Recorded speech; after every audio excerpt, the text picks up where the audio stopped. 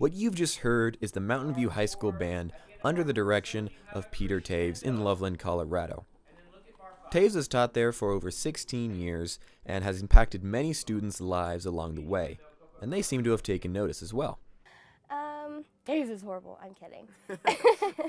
Taves is kind of like a cool uncle. Well, he's been a big mentor in music and stuff, and he's taught me how to be a better musician and taught me how to love music more.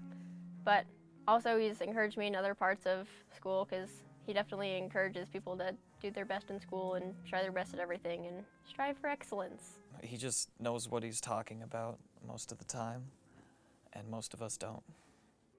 Like, he pushes you to do better, and he knows what he wants from everybody, and he knows how to encourage success, and he knows a lot. He's really smart. He's one of my favorite people, and I think that Taves has definitely helped guide where my future's gonna go. And if you were to ask Taves who his favorite student is, my favorite student that I've ever had, probably Ben Shoemate. that's right. But what about Taves' take on the arts? Well, I think that the arts teach kids to be creative in ways that other curriculum can't. In the arts, it's the only time that kids are actually able to interact with problems that are unique to what they want to study. This is a passion that Taves has helped pass on to his students as well. Arts is a really big part of my life, and it has influenced me to kind of choose where my future wants to go.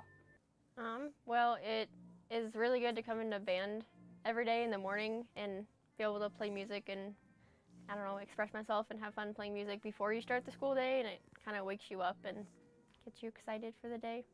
So while all involved unanimously agree that arts is an important part of the school system, why does it always seem to be the first thing to go when a budget needs to be cut? Taves believes that budgets being cut for arts isn't the biggest problem. Well, I think when you talk budget cuts, I think you have to look at the systemic problem, right? Is the systemic problem that they're cutting arts programs specifically, or is the systemic problem that they're cutting funding for education, just in general? And with these funding cuts, how will art programs survive?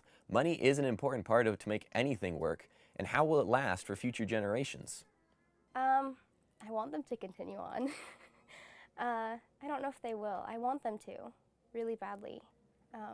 Because if I have kids one day, I want my children to see that, you know, making art and creating music and being a part of a theater society isn't something to be ashamed of, but something to enjoy and something to have fun with.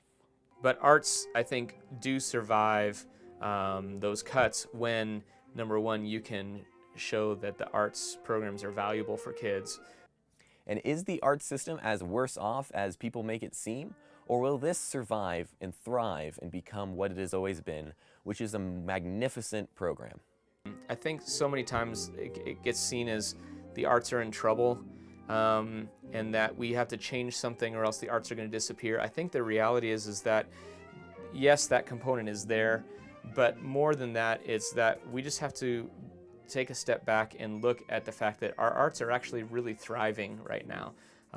We've got lots of students that are participating. We have, over 15% of the population of this building already that are in either band or orchestra. It's even more when you add choir. It's even more than that when you add our art program or our theater program. And I would venture to say that probably 50% of this building or more is in some kind of arts program.